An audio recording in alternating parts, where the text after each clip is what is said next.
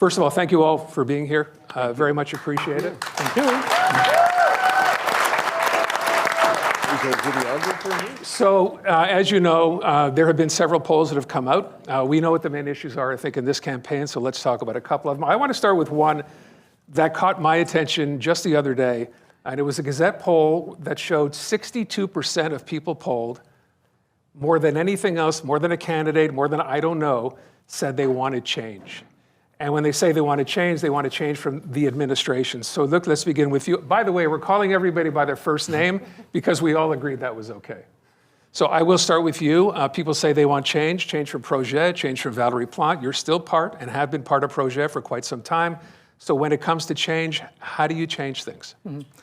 Thank you for the invitation and for all the people that are here tonight. It's a good opportunity for me to present myself and my proposals. People want change, but they don't want to go backward. They want to go forward. And this is what I will propose to Montrealers. I worked for the last 25 years to improve the life of citizens. I work for community organizations, almost 10 years in Lachine, and I work also in economic development. So I have an experience in managing organizations. I propose concrete solutions that are feasible by the city without waiting for the other level of government. This is what I will propose, and we will see it tonight. And I know how the city works. When you want to get change done, you have to know how the city works. So I know how the city works, and I have with me Gracia Kasuki-Katawa, that is the mayor of the Côte-des-Neiges NDG, this borough, the largest borough and the most populous boroughs and the most diverse borough in Montreal. So we know how to do things, how to make things happen, and I'm ready for change on the day one. So Soraya, the obvious question is, Luc is with Projet Montréal. He's been with Projet Montréal with the last administration, the current administration. How do you change things? He said, you don't go backwards, you go forwards. What does that mean? Well, I think you go forward differently. And I think right now Montrealers want to have something different in terms of they see the city that's not clean, they see the city where they don't feel safe. And, you know, it's a city that we love, and we know the potential that the city has. And I think, you know, Montrealers want to make sure that we propose them things differently. Unfortunately, they have an administration that had the chance in many occasions to do things differently, and they didn't do it. And I think a lot of that leadership has been questioned today in terms of you had the chance to, you know, accelerate permits, get the city clean, get, you know, they proposed many years ago body cams on police officers. They didn't do that. So how can we trust that today they'll be able to deliver with somebody that has been in this administration for the past 6 years and mayor of the borough? Craig, you were part of Projet Montréal before leaving. I don't want to get into the whole how did that happen, why did that happen, but as I said, you've been with the administration. If you were to be elected mayor, what would you change? Well, I've been now 4 years as an independent, and one thing that I have noticed at City Hall is the two, you know, traditional parties have been bickering like cats and dogs. It's been systematic opposition, and as we know right now in Montreal, we're facing a series of crises that are coexisting. There's the homelessness crisis, there's the housing crisis, there's potential economic crises. Lots of things are going on. And what we need now, I think, is a united city council, but bold leadership and bold ideas in order to face these crises. So what I'm proposing is actually working with the other two parties, trying to unite Montreal City Council. Because we know for every time that these crises are there, Quebec has completely ignored us. They've not been there for us. And it's about time that we stop being ignored and we stand up and fight for Montreal and Montrealers. But we can't do that if we're always divided amongst ourselves. Montrealers need a united council. So I want to be the next mayor, but I want to include members of both parties on our executive committee so we can work together as a team Montreal and get what we need from the superior governments, all while doing projects in Montreal that need to be done. Bill. Okay. One of the questions that has popped up frequently from readers, the Léger survey said the same thing. People are nuts about the traffic congestion in the city. You can spend 4.5 hours to get here from anywhere, and you can't get there. And what's happening is basically you've got a rage going on. Motorists are in a rage. Cyclists are in a rage. Pedestrians are in a rage. Downtown business is suffering. The restaurants, the hotels, the the shops, everybody's suffering. And, you know, yes, everybody says that, oh, well, like it's the fault of the last administration, and then there's the infrastructure, but it's basically what we have is controlled, uncoordinated chaos on the streets. And it's a, you know, I joke about calling Coney Island, and I know that Luc has suggested removing all the cones. That's very cosmetic, but I mean, the fact of the matter is we can't continue like this. It's not all the city, it's private developers constructing all the time. Soraya, what would you do to fix this? Because it's driving everybody insane. Well, I won't repeat everything you just said, because that's exactly how citizens feel right now. And I think one of the issue of making Montreal attractive again is people wanted to come and live here and knowing that they can have a fluidity in the city. And right now, that's not been the case. To your point, and I think that's what Luc has been proposing, changing the color of the cones, no cones, smaller cones, but at the end of the day, snow cones. But at the end of the day, it's a planning, the sequence of the work that we need to do. It's getting to tell citizens that the street that you live in or the merchant that the street that you work in will be addressed in terms of construction, knowing when it starts, when it ends. When we propose to have a better service for merchants to have money to, you know, accompany them when they have less revenues of their store because the street has been worked on, they voted against it. So, and now they're proposing it. So at the end of the day, it's like, you want to do it or you don't want to do it. But I think we need to better sequence our nos chantiers. And you know, the fact is that Montreal is the biggest core of artificial intelligence. There's other cities that actually are doing it faster than us in terms of better planning, and that's what we've been proposing, a way to plan this in a way that is more effective. Greg? You know, I'm not going to blow smoke, I'll talk real. There's going to be a lot of construction coming in the next 20, 30 years because we're way behind in terms of construction. So no matter who's elected here on the stage, there's going to be construction. So the piece is, how do we manage that better, right? And one of the first things we announced in our campaign was a new agency in Montreal called Infra Montreal, where we bring more work in-house because the privatization that's been going on in the city has been really harmful for our efficiency, believe it or not, and the city's collective pocketbook. Basically, these big construction companies take 30, 40 contracts all around the city, in the boroughs, in the burbs, and you know, they manage them at their rate, at their rhythm that pleases them. Whereas if we have more work that's in-house, we can actually deploy our own blue collars at our advantage and avoid having these sort of phantoms construction sites that we've had everywhere. We can actually control more. And you know what? We can do it for cheaper because the cost of engineering firms and the externalization of all this, these contracts has gone up twice the rate of inflation recently. So we're getting really dinged by the private sector. We need to start bringing a balance back to Montreal. Look. Yes, thank you. Of course, people are feeling frustrated because of the congestion. And we have to understand why we have all this congestion. There's two main reasons. It's because we have infrastructure works to do that has to be done. And it's true that over the last 30, 40 years, we did not do what we had to do to maintain our infrastructure. So we are repairing. And even if I would like to promise less public works. I would like to do it. But it would be not responsible because we have to do these works. So first thing. Second thing, we have too much cars and not enough public transit. The solution for congestion is well known. We need to invest more in public transit and active transportation. And it's why I decided to focus on the next mandate to have an effective bus network, as we did for the bike Réseau Express Vélo. I want to do the same thing for the buses. And yes, we have to do better in the coordination of all the works we have to do. It's why I proposed a centralized decisional process as they did in New York City, and it works.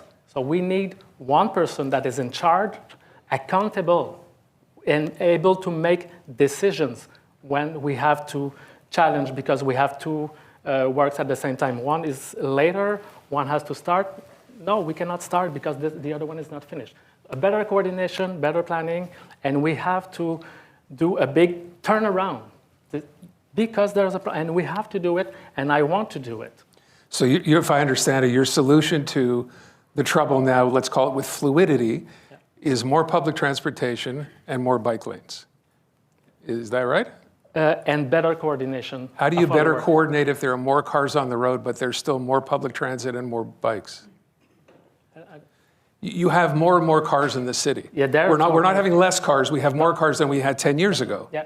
But there are fewer and fewer routes, if you will, that they can go on. We lose parking spaces because you have a bike lane or a Yeah, I bike path. Is your plan to continue to add bike paths? Because I can tell you, based on the survey, Yeah. most Montrealers don't think that's something they want to see happen. Yeah. When we have an effective public transit solution, more people use it. We can see it in P9 Boulevard. We have doubled the number of people that are using the public transit. More people in the public transit, that means less people that have to use their cars and more space for the people that need to use their cars or for delivery because they have to do it. So more public transit is more space for the people who need to use their cars. Okay, I think some people might wonder about public transit, given the fact that public transit is already not very good to begin with, but now we want to add more. We have a real mathematical problem in Montreal. The road space that we have has a capacity mathematically. And in the outer suburbs, in Laval and the South Shore and the North Shore, they're growing and there's more and more cars. And sometimes a family will have, each parent has a car and then there's 3 kids and they all have a car. And where are they coming to work? Where are they coming to play? They're coming into Montreal. But our road space is limited, right? So we actually got to find better ways to be more efficient with the road space we have. That's why public transit's a very good option. And also, for the neighborhoods where we don't have all the services we need, people sometimes they feel that they're compelled to use their car because the option isn't there. There's not a better option. And that's where it comes to the sort of liberation side of this urban theory, is that if people have better options, they can choose to take public transit because they feel it's better. They can choose to take a bike because it's a secure way to do it. Or they can choose to walk to their local grocery store because there is a local grocery store. So urban planning is all a big piece of this as well. We have to be more efficient with our road space because back in the day, what do? We bulldoze neighborhoods to make highways. That's what we did with the DeCarry. We bulldozed the Little Burgundy, the whole neighborhood where Rufus Rockhead Paradise was there. We bulldozed it to make another highway. We can't bulldoze neighborhoods anymore, so we got to be efficient with the road space we have. What do you say to a parent who says to you, look, I need my car. I drive my kids to school. I drive my car to work. It's not convenient for me. A, because public transit doesn't exist where I live, or it's not convenient enough where I live. And for you to go ahead and add public transit is not a project that's going to take a year or two. It'll take 3, 5, 10, 15 years before it's done. How does that solve their problem now? Well, indeed, we have to work right now for options, and there's ways we can do it with bus lanes. There's projects that are coming. We have to fight for them, for sure.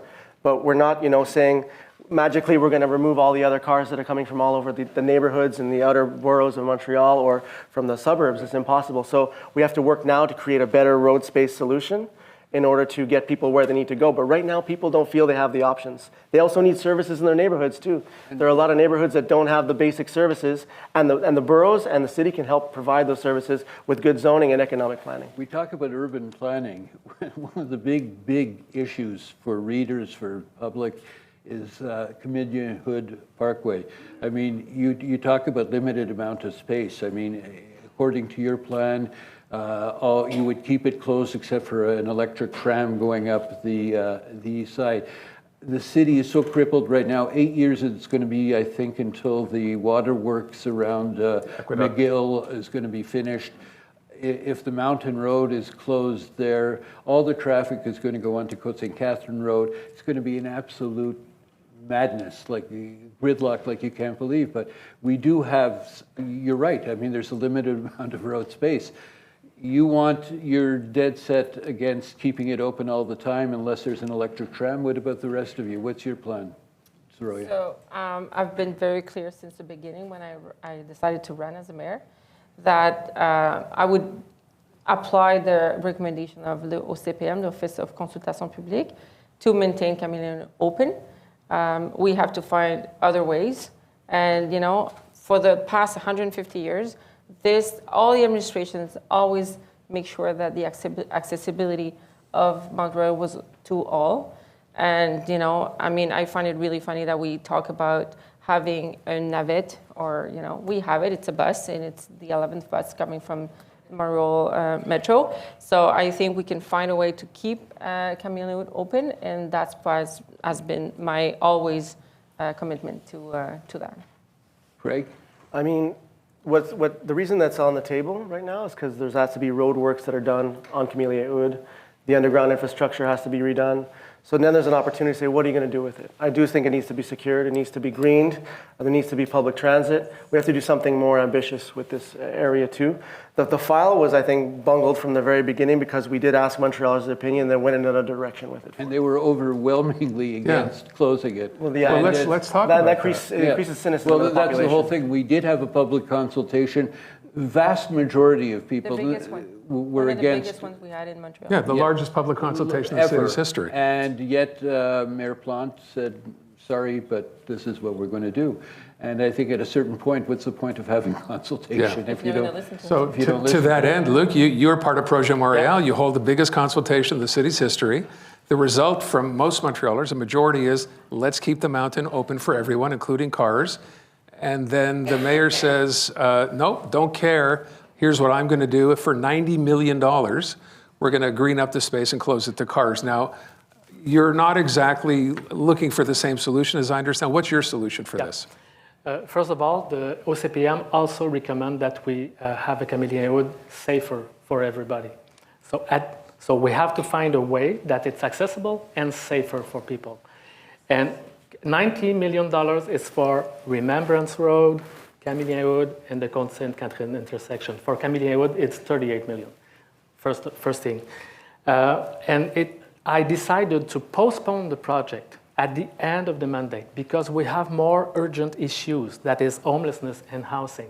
And the second thing, I heard elderly people, I heard people with reduced mobility that they want to access, and it's why I decided to impose and to include a shuttle, a small electric shuttle. That's not the same thing that two big buses, because I want to be sure that everybody can access to the mountain.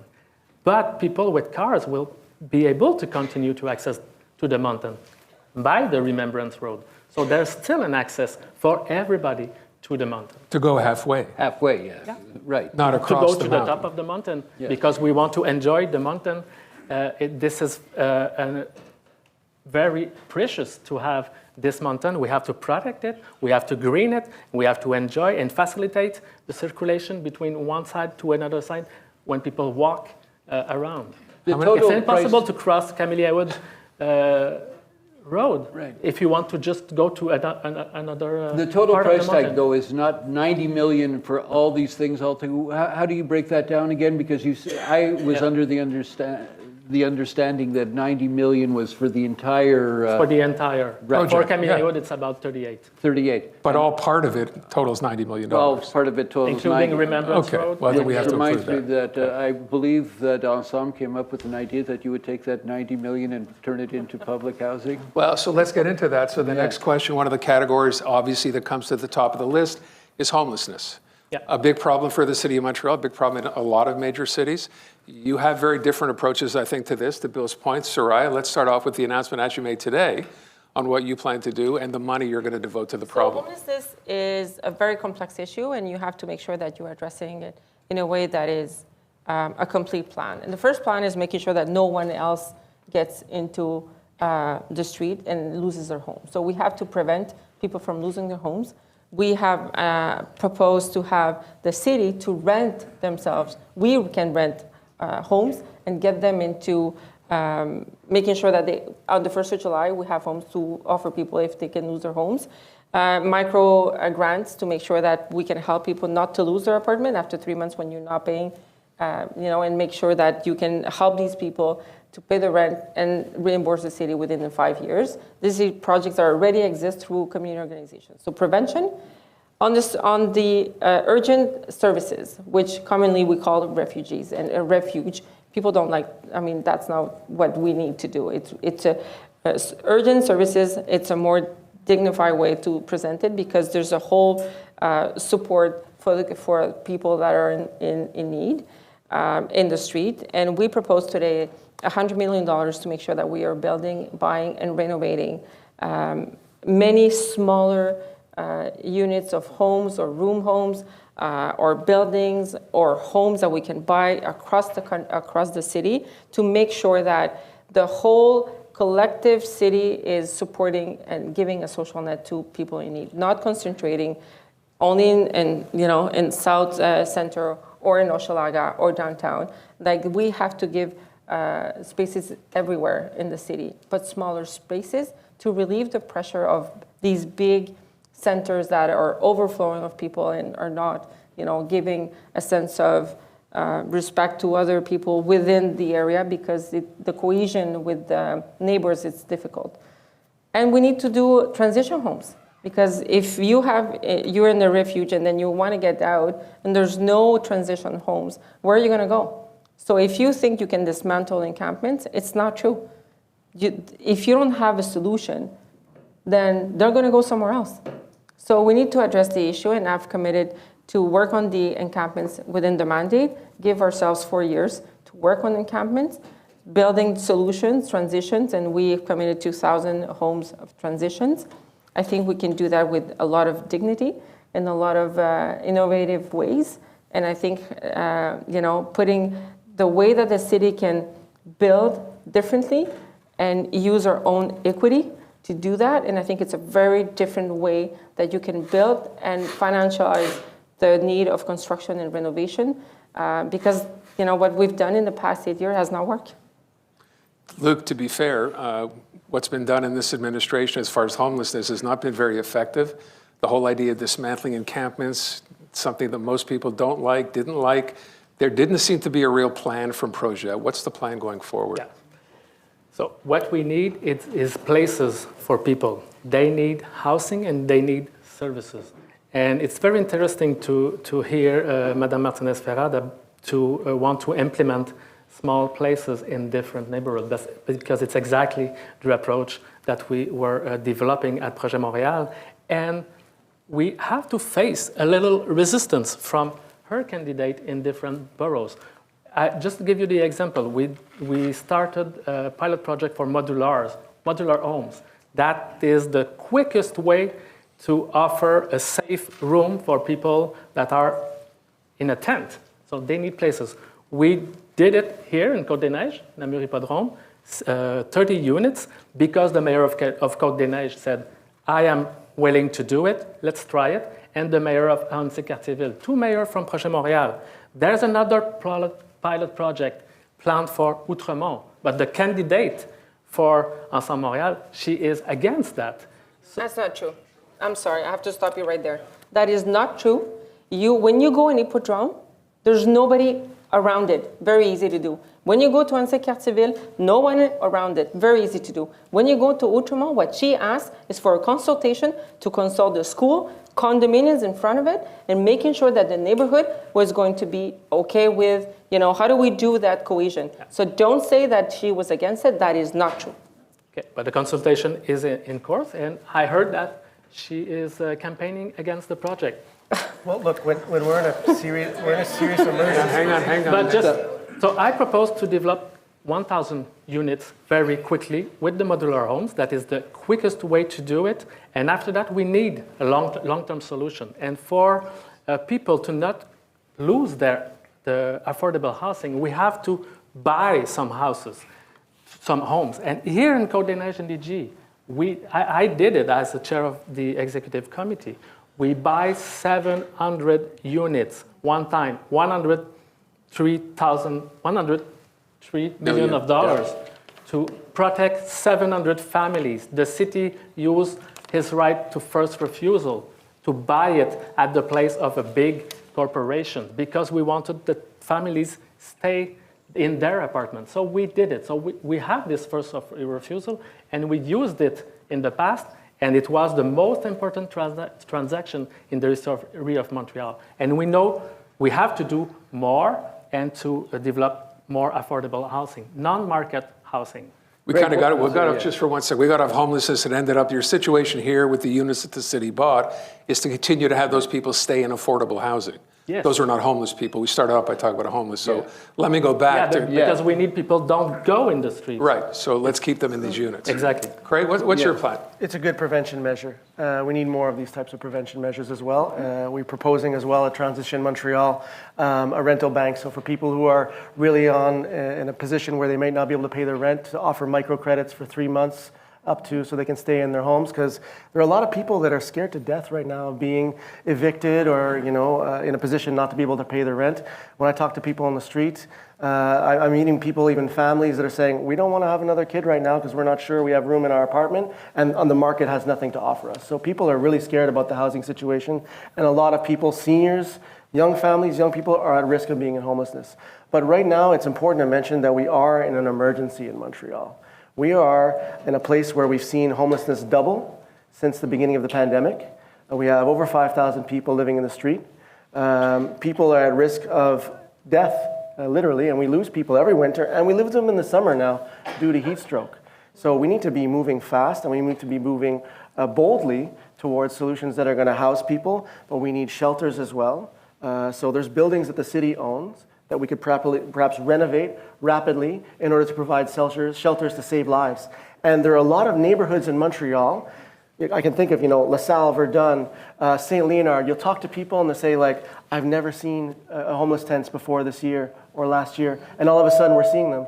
But there's no solutions in place for those boroughs. So we need to have them in all the boroughs to make sure, one, that we dilute as well so that there's presence everywhere, but that the people of all the corners of Montreal are covered in the case of an extreme weather emergency, and they have a place to go and services available to them to make sure that they survive. One of the consequences that you've talked about frequently is that has led, of course, to neighborhood safety and crime and all the rest downtown, which is taken on everywhere, not just certain downtown areas, but everywhere. And one relates to the other. You have suggested police wear body cams. Yeah, but security is not only police. We have to be careful about putting security only on the police hands. Security is also how do you feel in the streets. So we've talked about, in terms of homelessness, and Craig was saying prevention is important, but giving the social net to the homelessness who are in the tents right now is making sure that we accompany them in a way that we propose that a protocol on campus, because we want to cohabitate. By the time we build the transitions home that we need to cohabitate, and we can't dismantle. So we have to give public services. I mean, at the end of the day, we have to pick up the garbage.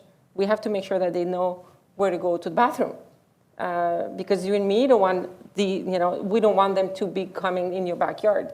So that's a way also to feel safe. We have to give the sense of people in the neighborhood that we are looking into a plan to work with, homelessness, community organizations, outreach workers, and making sure that we are accompanying them to find a path of cohabitating in a way that is safe by the time we find solutions for the encampments. And I know it's a long-term solution, but that's the only durable and long-term real solution. There's no magic wand here. Like, there's no magic wand saying, well, I'm going to take out the tent and, you'll go somewhere else. No, we're going to just move the problem somewhere else. Look, what is your thought on neighborhood safety and crime prevention? Yes, I agree that it's not just a question of police, but we need the police to be there, but we also create the EMIS. So it's a team that is doing social intervention. So it's a municipal team, so we created it. It did not exist before Projet Montréal, so that helps to the cohabitation and helps to do some mediation, and we don't always need the police. And the people sometimes that live there, that has a roof, they just don't know how to ask the person just to move because the person wants to go outside, so they can have help that is not police person. So this is very, very important, and we need to address the question. In downtown, there's a very, very big crisis that we have everywhere in Montreal and all other cities in Canada and in Quebec. We need to do more, and I think Montrealers want that we take the leadership even it usually homelessness and housing traditionally were responsibility more from provincial and federal government. But now the crisis is so high that we have to take it under our responsibility and do the most we can to help people to have a roof over their head and services with community groups. And if we do more, that will help us to bring the other level of government with us. We will be able to tell us, we did more than we ever did in the history of Montreal. Now we need help, because we will not resolve it alone, just the City of Montreal and the community groups. You bring up a very good point, because Quebec's not helping. I mean, you're talking you can't afford to do all this, and it's true. But the province doesn't really come to your help either when it comes to these issues, do they? Yes, but we have to do, I strongly believe that if we do more and we show the example that we do everything we can, we will be able to convince the other level of government to participate to this collective effort that we have to do. It's a crisis. Craig, I think you actually mentioned this, right? This idea of working with the provincial government. You kind of, from what I remember, think we need to be tougher, take a different kind of approach. We've been run roughshod over for the past 7 years from this government. We've been completely disrespected. And you know, like, credit to where credit's due. We try to be nice. We try to be nice players. But it didn't work. And sometimes the squeaky wheel gets the grease. You know, so we got to fight. We got to fight. We got to raise our voice and get the respect we deserve for housing, for homelessness, for public transit, for our universities, for our hospitals, everything that Montreal is fighting for. You know, that we're not getting respect. And I think that the over relying on diplomacy is not going to work for Montreal. So, you know, yes, we need to do action where we can do action. With regards to homelessness, you know, I tabled a motion last October for a declaration of a state of emergency so that we could actually requisition hotel rooms and motel rooms. Unfortunately, the administration voted against it. All the other parties and independents voted for it. That was a great opportunity to show leadership and action to say, hey, we need to save lives now. We didn't do it, unfortunately. And so we got to be bold at home.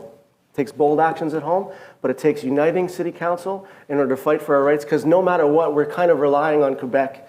We need the mental health, the health system, you know, people who are addicted to certain substances. We're going to need the health system with us.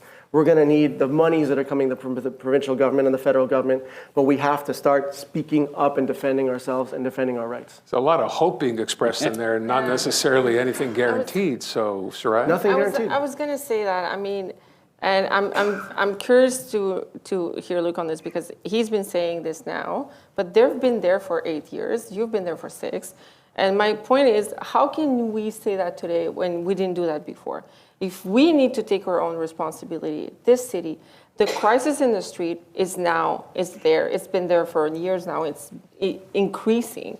We have the responsibility as a city to think differently, to do things differently. We can't go on like this and not sitting down with, you know, community organization, the police, the public services. And I do agree with Craig in terms of making sure that we address the issue on emergency, so we can have more levers to address the issues ourselves, and then say to Quebec, well, this is all what I'm doing, and now I can, you know, expecting to work with you to do more. But if you're always pointing the finger at Quebec, you know, saying, well, you're not taking care of us, and you're not doing this, you're not doing that, well, you're not going to get anywhere with Quebec.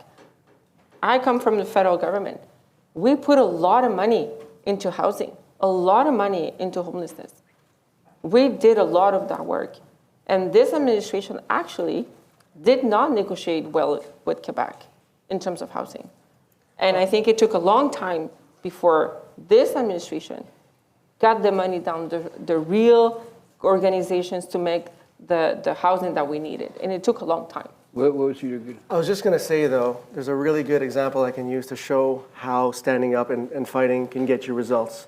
Now, I don't agree with this person at all, but Daniel Smith and Alberta make a hell of a lot of noise. And guess what? Mark Carney and the federal government are always over there trying to tell them how they're going to help build another pipeline. Haven't done it yet. They just keep saying They it. can, well, but you know what I mean, though? It's like you got to stand up and fight. Okay. Look, yeah, you got to do it home, but you also got to stand up and fight. Let me ask a question one of our readers asked from the Gazette, which concerns the encampments that took over Montreal last year. A lot of people are very disappointed with the way Projet Montréal handled things, with the way police were told to handle things or not handle things. Going forward, let's assume we have these, encampments again, say at McGill, or the protests that seem to be happening regularly downtown, right? What's the administration under you, if you become mayor, how are you going to treat this any differently? Will you allow these to keep continuing, or what's the plan? You talk about the protestation, Yeah. not encampment, not for homelessness. No, not homelessness, I the understand. protests and the pro-Palestinian Yeah. protests. Okay. But you understand that English is not my first language, so I quite- just want to be that's okay. sure. Thank you for your understanding. The question of the rights of the people to make demonstration, to protest, is a right that we have as a society, as the country. And to determine what is the good strategy to face when there's a demonstration, what is the limit, what the police, when they should intervene. We have a chief of the police, that is Fadi Daguerre, and he is in charge, and he is the person who can evaluate what's the best strategy to do it. But of course, we have to be sure that everybody is safe and feels safe in this city. I want to stop you for 1 second. You said Fadi Daguerre is the chief of police. I spoke to Fadi Daguerre last year and asked exactly that question. It seems to me the provincial government, François Legault himself, when the encampments had been going on for a while, asked Valérie Plante to please put an end to this, do something. And Fadi Daguerre told me it was not up to the police to take action. It was up to the mayor to tell police to take action. So whose responsibility is it? I think that there's a close collaboration between the mayor and the chief of the police, but to decide what has to be done in a specific situation, it's not the mayor who will say to the chief of the police what to do on He this was very demonstration. specific, actually. We had him on the corner booth, and he was very specific about that and said, in fact, it was the mayor's decision to tell him what to do. I'm very surprised of that. Okay. With respect to the encampment, well, Craig, let me start with you. You've, in the past, when you ran in Amard-LaSalle Verdun, when you were running provincially, there was an issue with the Palestinian flag on the back of a brochure. And I know this is something you're still involved in now. But the question I asked, and readers have asked as well, is there really room in municipal politics to bring up this kind of an issue in the midst of an election campaign? Why is this important to you, or is it? Well, we're a metropolis that's an international metropolis. And things that happen around the world, that we're gonna be asked to take part and use our voice. So it's not an abnormal thing. It's a very common thing. It's something that's been going on through our history. When there was the war that was started, the invasion by Vladimir Putin of Ukraine, which I also believe to be genocidal, we stood up and we flew the Ukrainian flag outside City Hall, and we voted a motion at City Hall. And back in the time when Jean Doré was the mayor of Montreal, he stood up very clearly against two things: nuclear arms, and he actually put together a nuclear arm-free zone in Montreal. And he also fought against apartheid in South Africa. And he fought so valiantly against apartheid in South Africa that when Nelson Mandela was released from Robben Island, 4 months later he came to Montreal, gave a speech on the Champ de Mars, and visited Montreal to thank Jean Doré for his solidarity. So Montreal, we're proud when it's an international city. We're going to have to take a place sometimes in international issues. Of course, any municipality is going to focus first and foremost on core business. Core business is public security. It's our roads, it's our infrastructure, it's our parks, it's urban planning. But if you want to be an international metropolis, you're going to have to take your place in the international community. Soraya? It's a very delicate one, and I'm going to tell you why. Because I think at the end of the day, and Craig, on this one,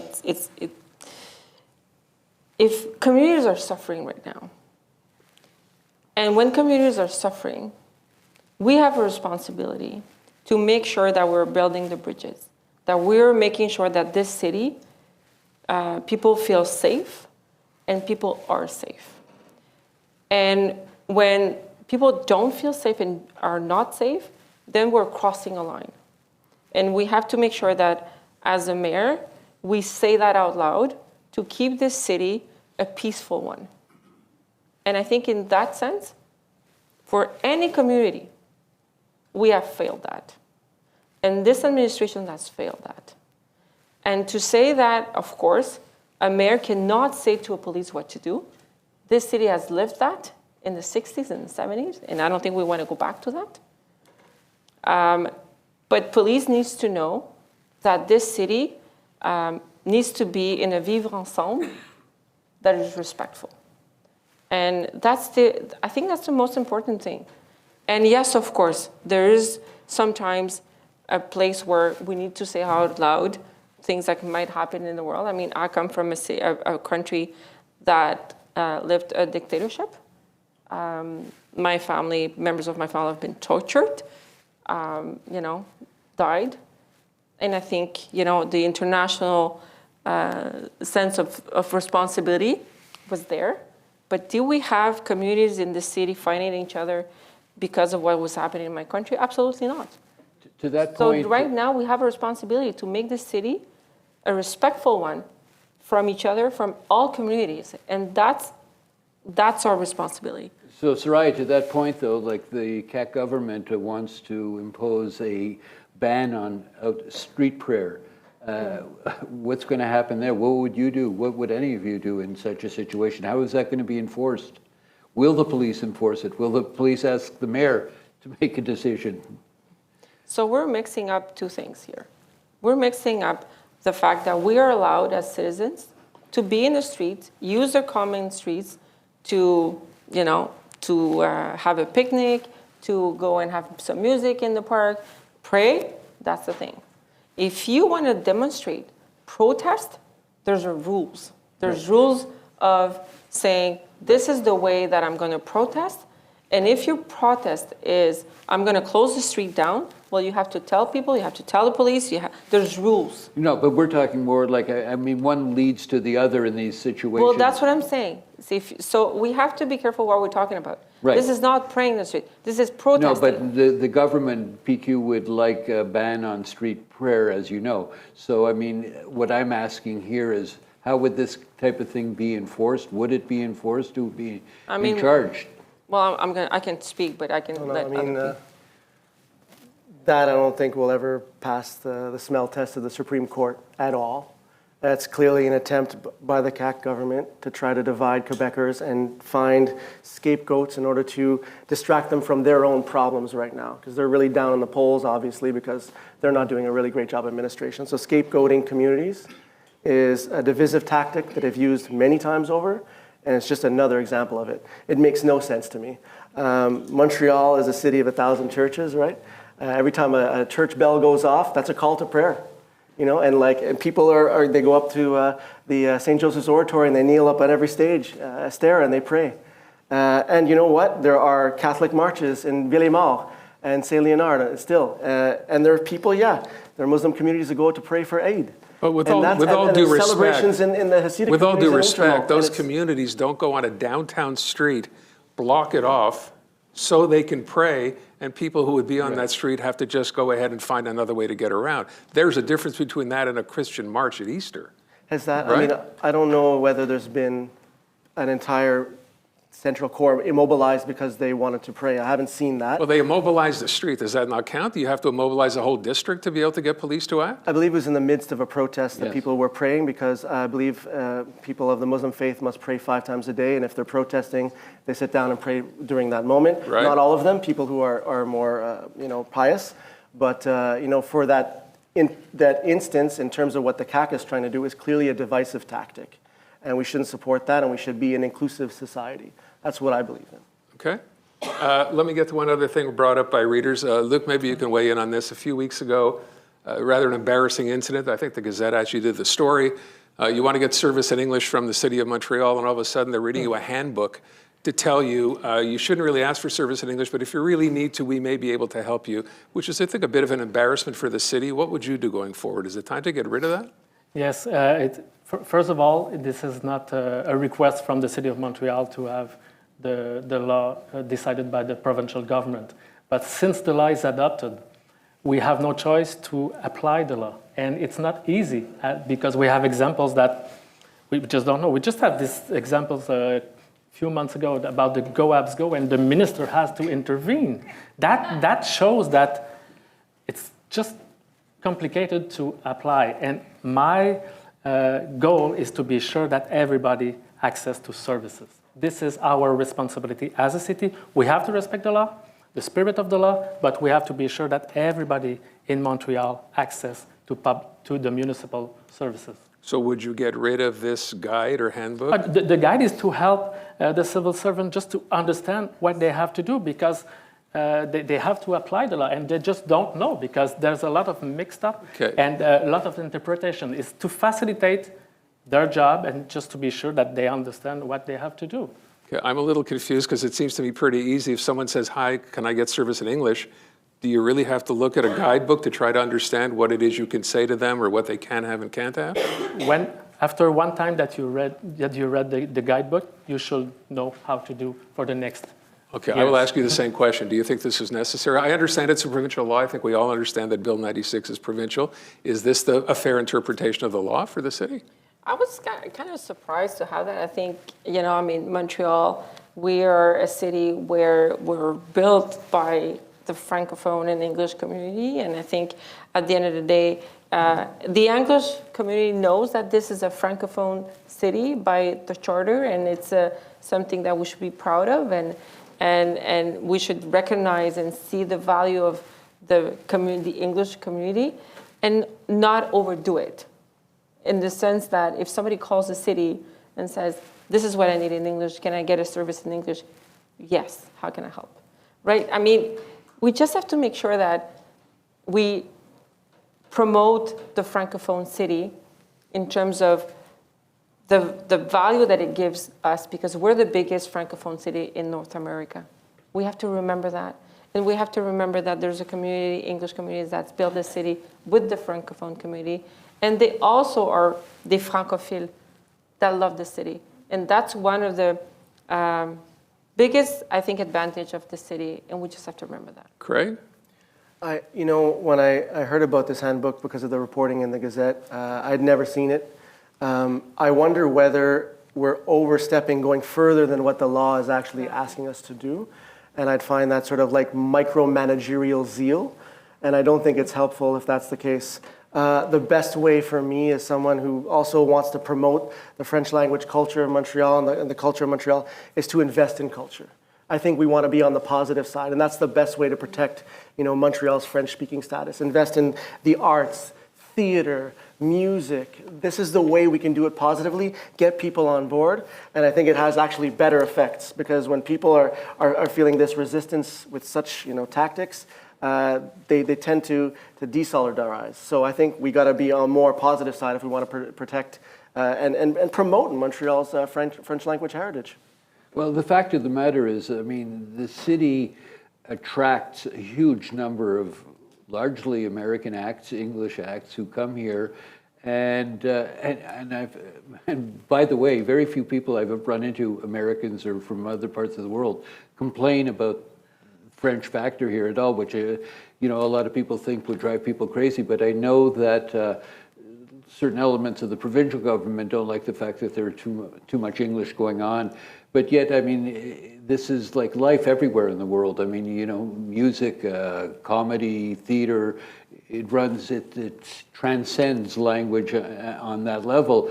And I don't think we should be kind of like staying away, because this is what attracts people to the city. We thrive on tourism. We need tourism if we're going to survive. We ignore too often business and merchants and all the rest. And this is the engine that keeps us going, I think. Our special French language status is what also makes us beautiful. And I don't know, like Montrealers, when you go to Ontario, New Brunswick, or places when there's a lot less French, all of a sudden you're like, oh, this is weird.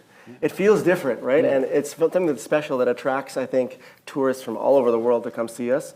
And our culture is rich here.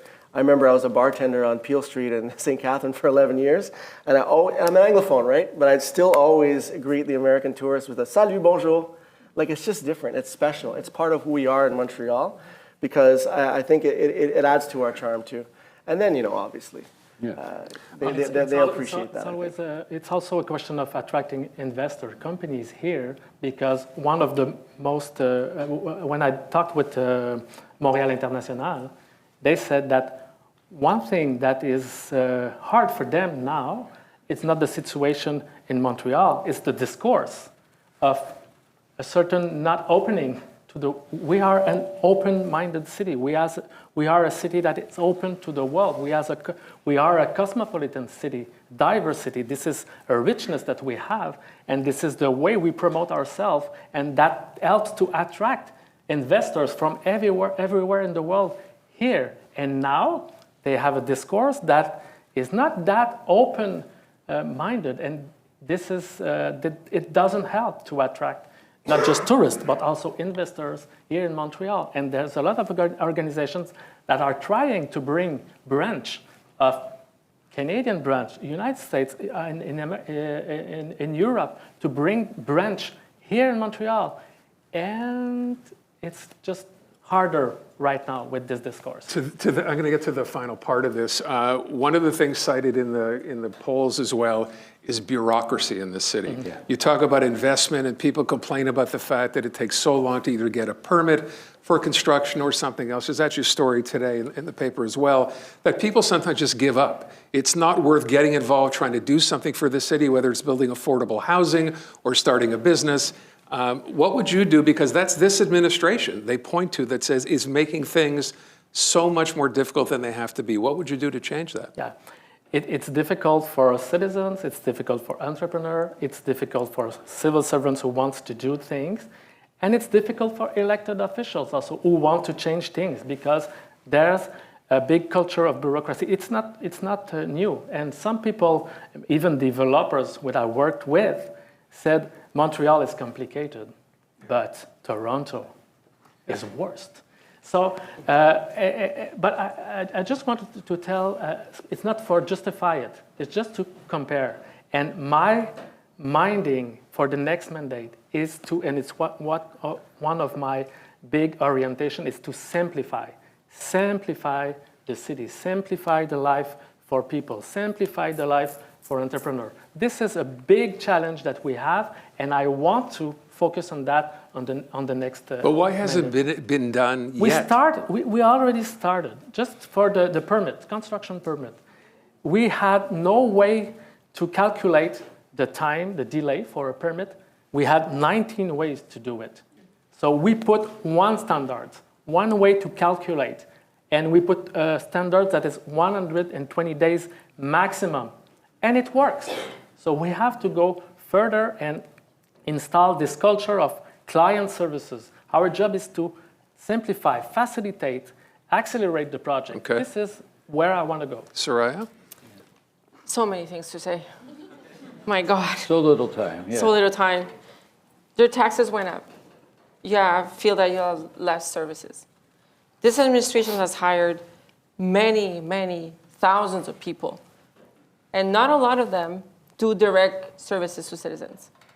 The time of construction in the city has been so complicated in the last year that I always say in French, it's un trou de bain, a donut. Like everybody went to construct around it. The reality, when you look at the numbers, construction has gone down in Montreal. We have lost over 300,000 people in the city to other places. And we're thinking that we're going to lose maybe to another 200,000 people. So we have to stop the exodus of our families and the young kids. We have to construct faster, differently. And I'm sorry to say, but this administration has done a lack of ambition in terms of how to change what we're doing. And they had the chance to do it. They didn't do it. He's mayor of the borough for the Plateau Montreal the past 6 years. You have had many chances to change things, and that has not been done. So I do not trust this administration to have the ambition that it takes to change the ship around, because we're going into a very, very hard wall, because we're losing people. The city has become a bureaucratic Titanic. And, so that's what I think we need to do. Craig, and I think part of what you have, Craig, is as well this idea of, I think you mentioned this at the beginning, of not farming out work that could be done by the city. Yeah, well, I think that's a measure for efficiency internally for public works, but for engineering, for design, for internet, architecture, IT, all these things, we can do a lot more in-house for cheaper. But I have an interesting proposition that I'm giving you exclusively, Corner Booth Gazette, for this audience. I want to create a red tape commission at the City of Montreal, a red tape commission.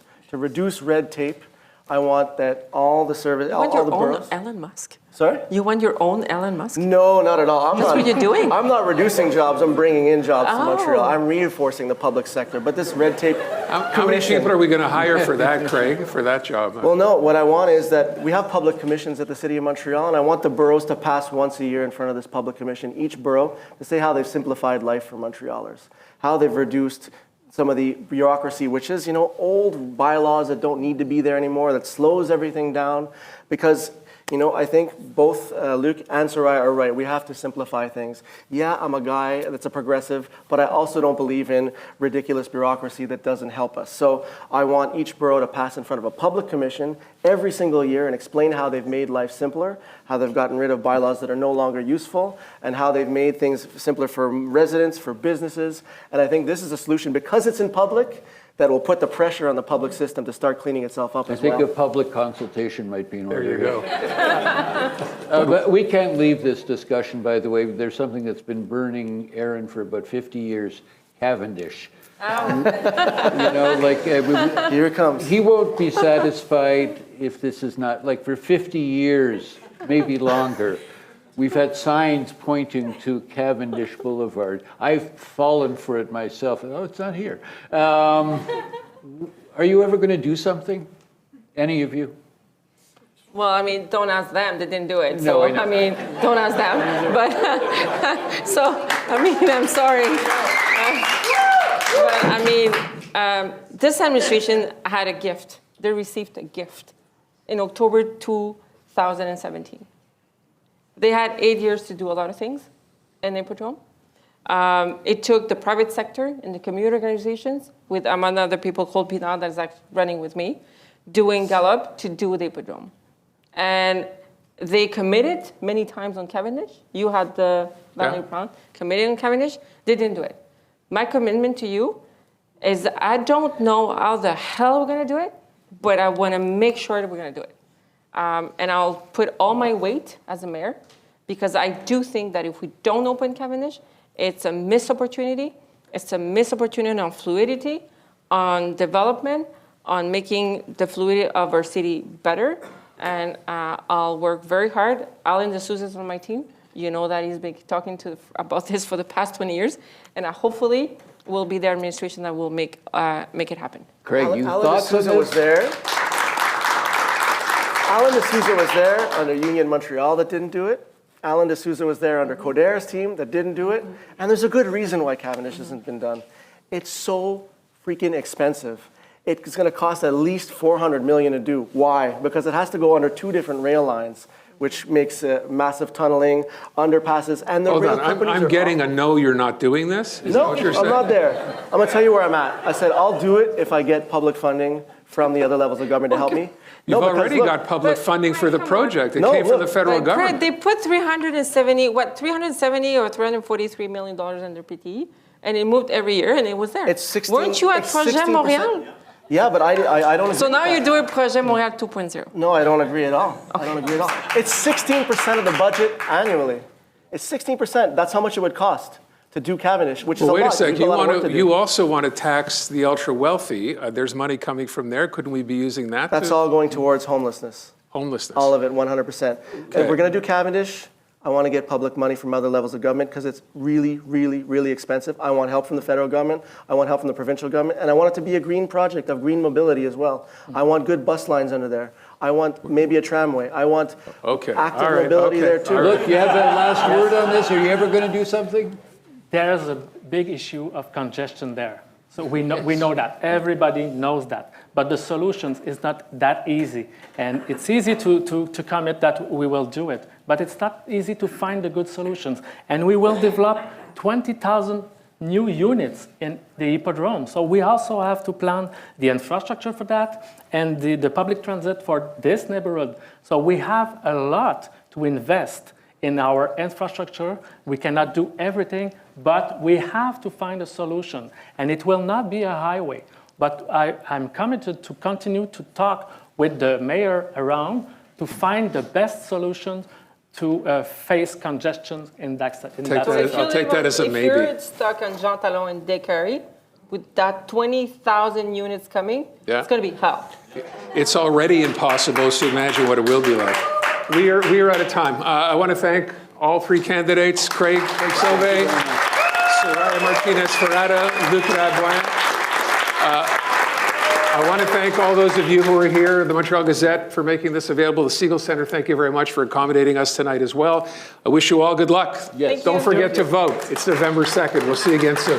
Thank you.